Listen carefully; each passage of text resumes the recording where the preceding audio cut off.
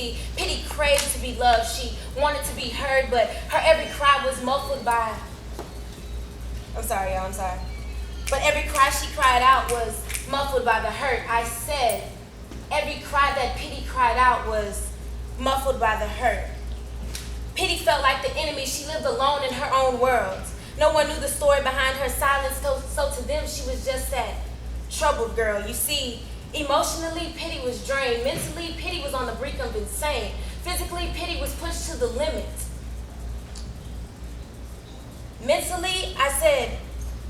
Physically, Pity was pushed to the limit, taught to fear no man, from the power that struck, from the force that lie in her new daddy's hand. You see, Pity was P-I-T-Y, drowning in her fears. Her prayer was, why me, God, why?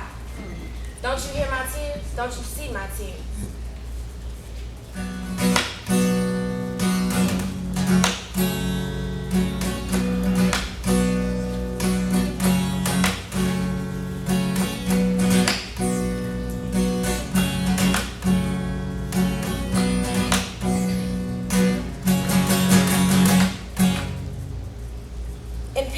Guys, there were no vocals. Her eyes read her story, and her story had her in a chokehold. You see, Pity was breathless in the chamber, grasping for air. No one reached out to her, so naturally, Pity felt like no one cared. You see, P-I-T-Y was this lowly girl's name, but only they pitied Pity. Pity's mirror reflected shame.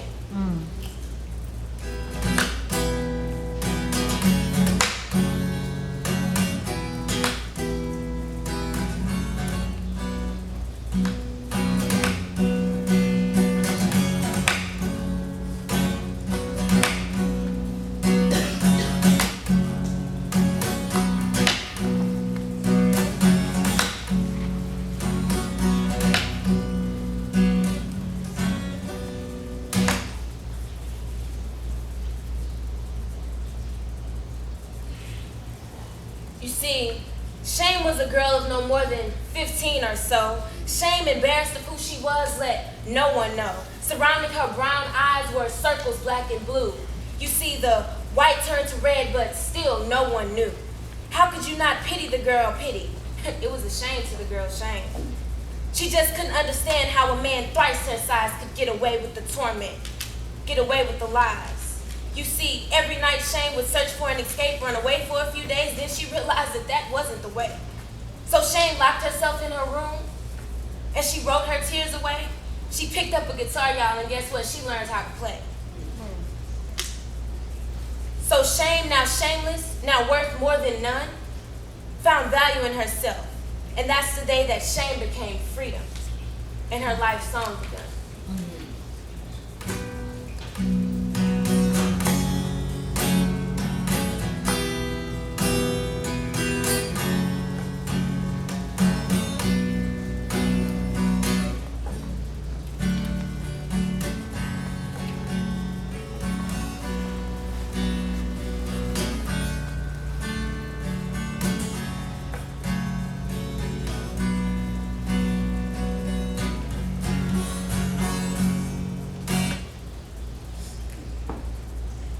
Let me tell you about freedom.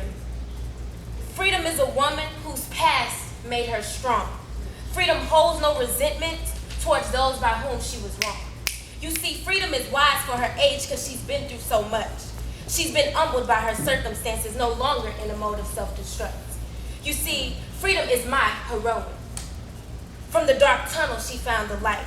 Despite her weak hours, she kept on going and never gave up the fight. The fight for her peace, the fight for her smile. You see, the fight just to be heard, if even just for a little while. Freedom dug herself out of the hole of her room, emancipated was she. Freedom dug herself out of the hole of her room. I said emancipated was she. Freedom didn't care about the hurt anymore. What's done had been done. At the age of no more than 12, God replied to her prayer, "My daughter, stand strong, and you would have won, and you will have won." Freedom, I'm proud to say, is now free. No resentment, no anger, just purity. Freedom is free. Dear God, I thank you for setting me free. Dear God, I thank you for releasing me. Yeah.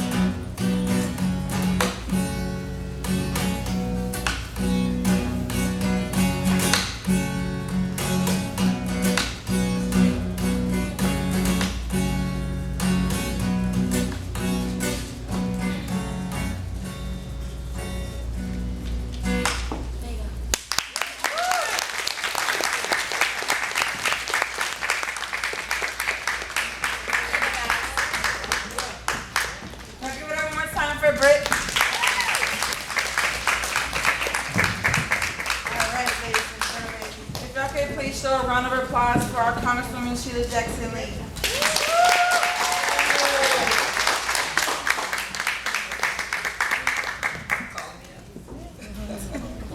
Thank you, my brothers and sisters. Thank you, Tiffany, for really being real and allowing us to come together and to hear the kind of talent and the strength, pain, and joy that can come out of the spoken word. I'm delighted to be here at this theater and to have been able to facilitate you being at this theater. I hope you will come back. I'm going to say that on behalf of the owner and my friends Max and Michael. And I'm looking in the back. Right? There you go. Come on up so we can see you guys. Come on down. Come on. Don't be shy. No, sit down here, quick. It's an You're order. holding up the show. I know I got 5 more poets. Can they come back again? Yes, I want them back. All Yes, right. ma'am. Thank you very, very much. Very Thank you very much. Thank you for all your hard work. Thank you very much. Thank you. Give these guys a big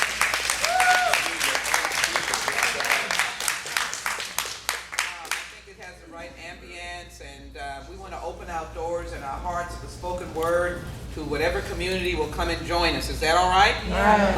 And I think that it crosses all lines of communication, all peaks and all valleys. And so I simply want to thank you for that. And I want to thank you. I'm going to try and call all names, but I want to, the master chef, has he disappeared? For sale! What a superb talent. I mean, everything there was delectable, was it not? Yes. And healthy. Well, let's give a hand for good food. Yes. Thank you, Chef. Healthy and good. How about that? Thank you very much. We hope the word spreads. We will spread the word. We've got all the information about you, and we will spread the word. Yeah. I am, and let me just try to call the roll. They tried to give me so that I could say to everybody, Britt, you were fabulous. Thank you very much. We have something called congressional contempt. And if you're leaving, maybe I should hold you in contempt so you can't go. I don't know how far you're going, whether you can come back, but you have a beautiful talent and a beautiful spirit, and you need to keep going. And Solo D, where are you? I don't know if you've heard or not been heard yet. Okay. I know you were deep with your name. And this other name is going to have to help me out. I'm not trying. I could get Ife, but where is that person? E. So I should just say E? Is E in the house? E, stop hiding. Where's E? Oh. All right. I'm the filmmaker and producer. Everything. All right. Give the master a big hand. Give E a big hand. She's on the Oscar winning. She's going to produce the whole film and everything, I hope. Chris Crawford. Yeah. All right. I'll be better than that. I don't know if they've performed yet. So Chris Crawford, thank you very much. Wendy. Yeah. Wendy. She didn't make it. We'll cry for her, but we know she's going to be doing great things with us.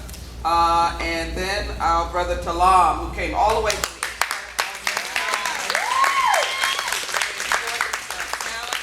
Thank you very, very much. He's very kind to me when I came in, and it's not always kindness that we get. And, so we're delighted to get some kindness from him. And what about Justin and Sunitha, who are doing the dancers? Are they in the room? They're back They're back there getting ready. Did I miss anybody that was performing? Did I didn't call your name? Miss Pardon? Nightlife, Miss Exquisite, Miss Nightlife. Oh, come on, Nightlife. Stand up, y'all. Come on, ladies. Yeah, Cayenne please stand up. and Chanel. Chanel, you just got to perform. Melanie, a bliss. A bliss, And thank you very much. Colin. Thank you very much. And Carmen. Colin with the C-O-L? All right. Well, first of all, did I get everybody? I just want to make sure. All right. Let me tell you how important this written word is and then what we've come together. Thank you, Tiffany, Excuse me, I'm for so recognizing. sorry. The artistry behind you on the easels, that's from Audra. Andra, stand up. Where's Andra? Okay. Stand up.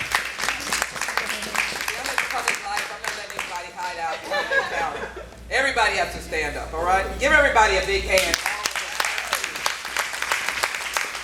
Thank you for your talent, for your art. This theater is a wonderful theater that exudes peace and calmness, but it has no pretense, no ego. It has an open door. That's what I like about it.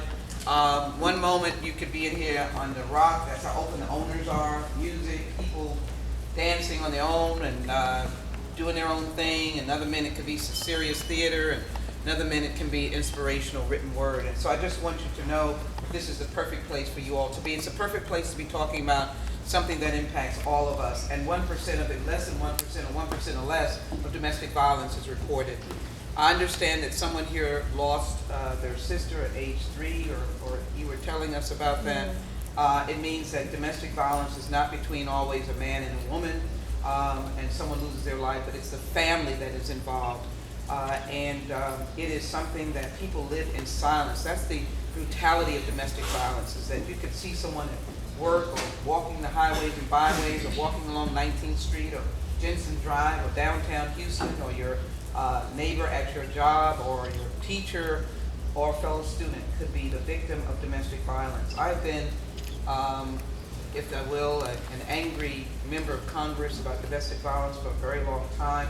My early years, I stood for the reauthorization of the Violence Against Women's Act, or the Anti-Violence Against Women's Act, which was an initiative by the federal government.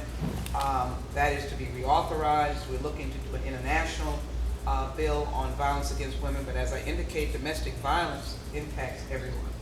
And so I want to compliment Tiffany for raising our level of understanding, raising our anguish, and maybe even our anger and our energy, so that we can express ourselves. And no matter what the relationship is, the relationship does not need to be between a man and a woman.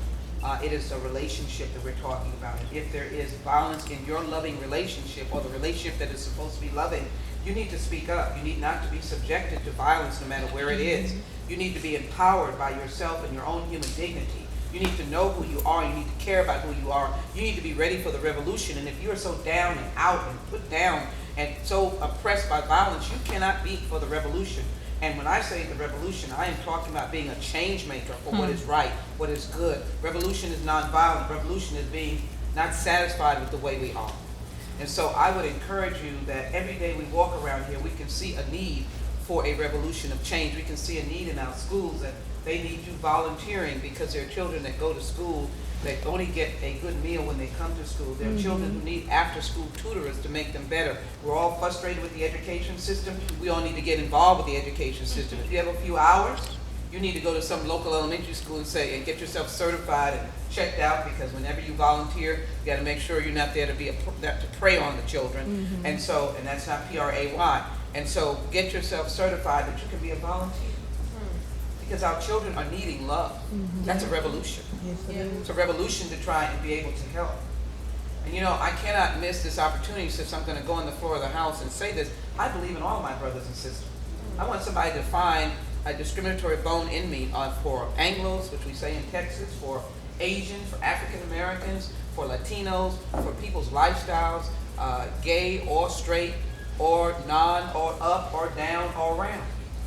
Or whether you come in whatever faith cloth that you have. And that is why I went to the floor of the House and asked people, why was this president being treated differently? I know there's a whole bunch of controversy about what should be done, what shouldn't be done. But we're all in this boat together. We're in this boat together. Businesses are in this boat together. The government's in this boat together. Workers are in this boat together. Consumers are in this boat together. And I started sitting back and I said, I wish I was the magic walker. I wish I was a God that had the ability to take a wand and be able to just anoint everybody to get a job. I wish I could say to the government it was not entangled with bureaucracy and different perspectives and having to get a vote and having to get a president to sign something. Just say, let it be. Let everybody have a job. But what I will say is that everybody is involved in this together. And so to my banks, I want to say to them, while you're sitting on money or foreclosing people's homes, maybe you can be a little bit more tolerant. Maybe you can come to the government and say, like, if you just release me from doing this, I might not have to foreclose on this person's home so quickly. Maybe I can listen to them and they can say, well, I'm trying to get it together, or I'm trying to get a sale, and maybe in getting that sale, I can keep from having the house foreclosed. Is that correct? Right. Maybe we can all do this together. And the same thing with the whole idea of jobs. Well, if my corporations are sitting on trillions of dollars of assets and, if you will, profits. And their answer to me is, well, I can't hire anybody because there's nobody buying anything or nobody. Well, why don't you get an initiative that is new ideas, and you hire people with the new ideas, and maybe I'll scrape up my money to try and buy whatever you're producing. You've got to come halfway with me as a government, because you're telling me that I can't spend all the money to try to put people back to work. So when you hear these 6 o'clock news and this, I'm sure you bypass the Sunday morning talk shows, but if you get some of the news, it looks all bad. America's a great country. We're not broke. We have the opportunity to hear from you, to chastise us, to educate us with the spoken word. We are willing to listen. But the point is, we can't always be condemning and talking about what somebody else should be doing. And it is important for all of us to do. So I say to my good friend, Brother Crane, who I will say when I get on the floor of the House, my choice in politics, I'm not brainwashed. You may want to convince me to do something else. I'm willing to listen. But don't call me brainwashed. But then I might have to say the Tea Party is brainwashed. I wonder what their business is about. Who are they trying to help? And somebody would make the argument that they know what they're talking about. But don't call me brainwashed. If in the spoken word I listen to you, don't call me brainwashed. I just have a difference of opinion. You have a difference of opinion. You're sharing with me your frustration. I can't call you brainwashed because you're using the spoken word to talk about shame or pity or freedom. Yeah. That you see nothing else, that you don't see joy because you're telling me a story. I can't say you're brainwashed. You're expressing yourself. Right. So we should be very careful about how we judge each other. And that's why domestic violence is silent. We should be careful how we judge someone who, even though I said who's living with it, we got to pull them out and give them the strength. What Tiffany is trying to do is to raise the understanding, the interest, give someone courage and comfort. In my early years, I was a member of the board of the Women's Center. That was one of the early local entities that dealt with domestic violence and violence against women. And for my career in Congress has been on dealing with the issues of justice and freedom, and particularly economic issues, and as well to keep the tradition going of fighting for those who cannot speak for themselves. People who suffer from domestic violence are like that. But I want to encourage you in your own talent, in your own ability. And this is a wonderful audience filling almost every chair. And as you continue to grow, you'll have standing room only. It looks like people are walking in as we speak, so let them come on in, doing their thing, however they're doing it. But if I can encourage you to be part of the revolution, that I know Talam knows that the last poet said the revolution will not be televised. Yeah. That was our era. That was Gil Scott. Gil Scott. Gil The Scott. last poet said, He just passed. that's right, thank you. Gil Scott, get me corrected. It will not be televised, and I can just repeat it in this year, 2011, it will not be televised, or it will not be on your iPad, your smartphone. It will be in you. And in this era of 2011, it is still time for a revolution. Yeah. A peaceful, nonviolent revolution that talks about change. And as the president talked about in 2008, and people started getting their feelings hurt and talking about what hasn't been done, it's not a one-man shop. Yeah. You have to understand the complexity of government. And once people feel that they have been abandoned, and good things that we thought were good, and we frankly believe it is still good, to give people access to health care, I will not step away from that. I believe it is the right thing to do. I believe people's lives have been changed and will be changed by opening the doors of health care in this country, giving folk who didn't have health care the opportunity for health care. But a lot of folk didn't think that was right. And you suffer by your actions, but you have to stand by what you believe in. We suffered in 2010, and the clock changed, and the character of Congress changed. And what happens is you get what people perceive to be gridlock, but that is democracy. So what I would say is it doesn't stop the people from going to school, it doesn't stop you from the written word, it doesn't stop you from the freedom that you have, it doesn't stop you from petitioning for our soldiers to come home from Afghanistan, for us to finish our work in Iraq.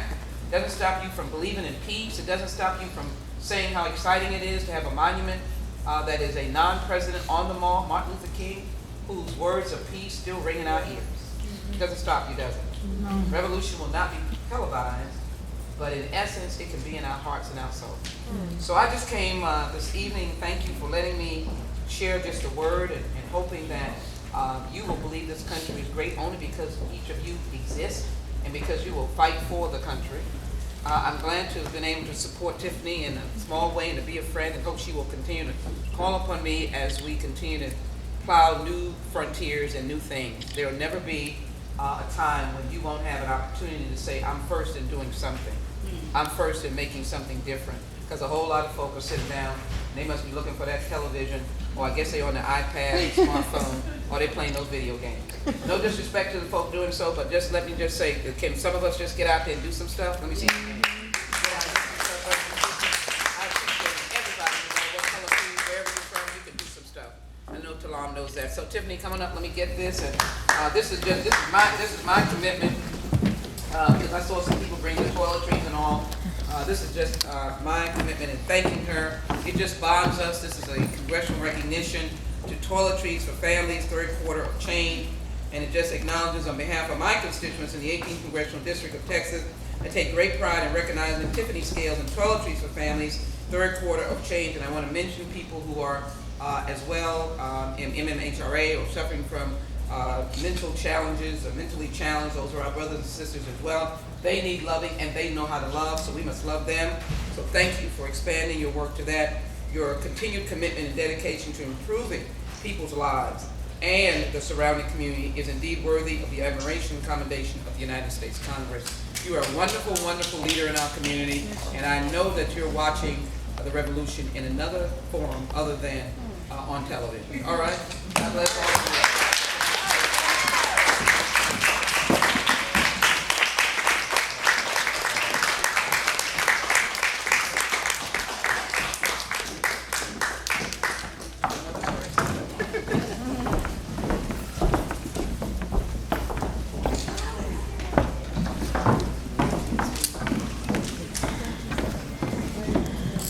Ready for some more entertainment?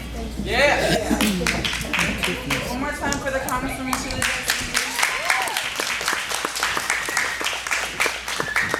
And Mr. Michael Halpert, he's been very kind and generous to help me for the last 4 months. So give him a round of applause. This show on the road, y'all showed up for a blitz.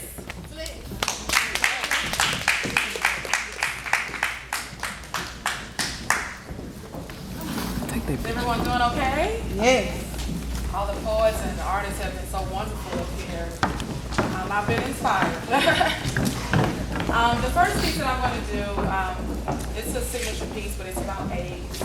And someone that I know personally from that, so it's called Black Rose. He has clean skin filled with dirty blood. He is a devil from within, injecting schemeful love. He was an evil friend who flew in on a black dove. He was irresistible and fine and unpurified, and this is why tears of disease she cried. But as of right now, she has not realized why.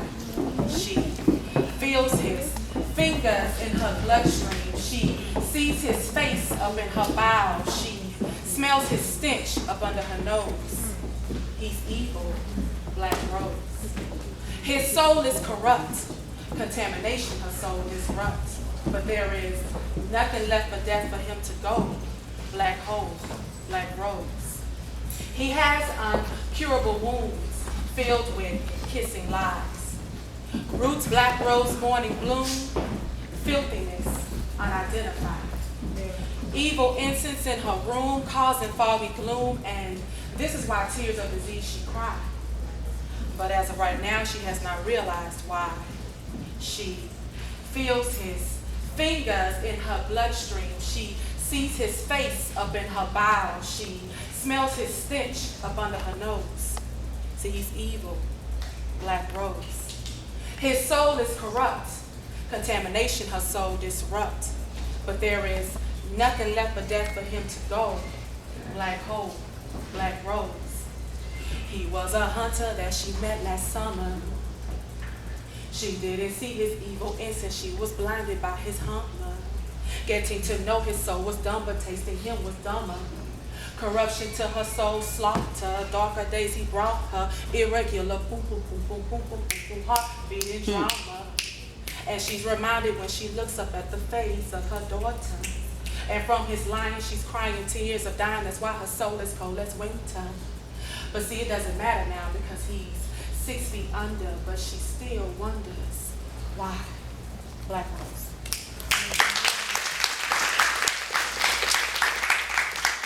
All right, God bear with me because I wrote a poem for this event.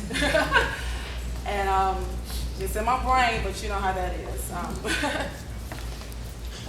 Who told you that it was all right to love me? Yeah. Certainly not me. No way, no. And who gave you permission to rearrange me? Certainly not me. See, why is it that you laugh and mirth audibly and smile with a devilish grin? But see, you seem to do this after a seeming win. Is it because you hate yourself and you want me to hate myself?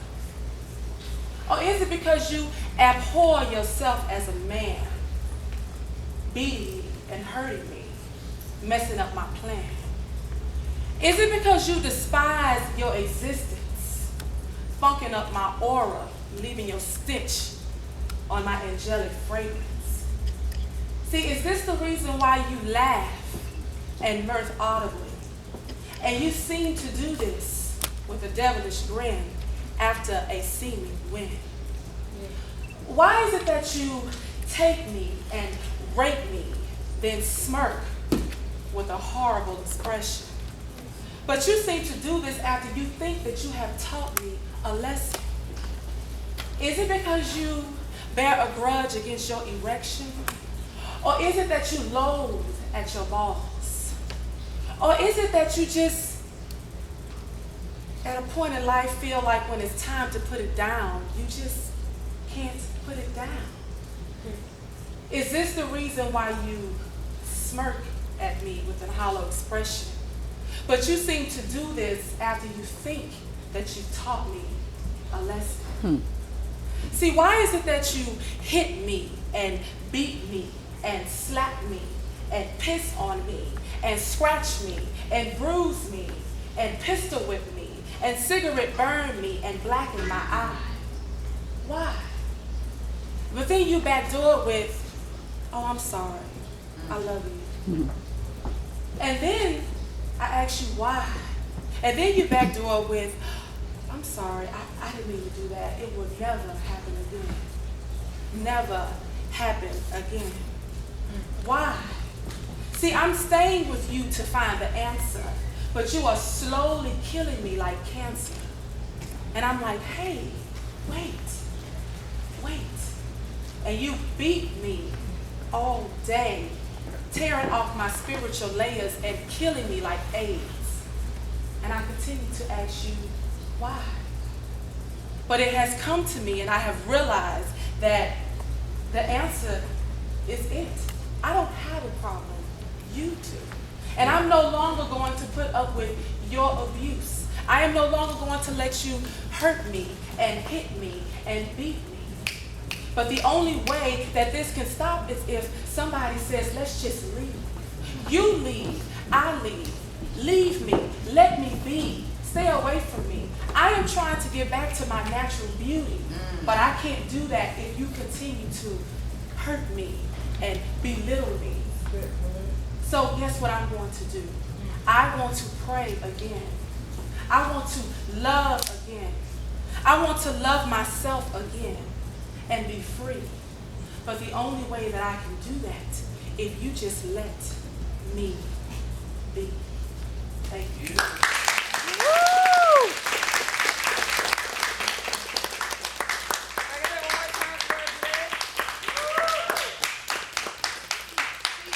Songwriter / singer / poet / interpreter for sign language / playwright. So if there's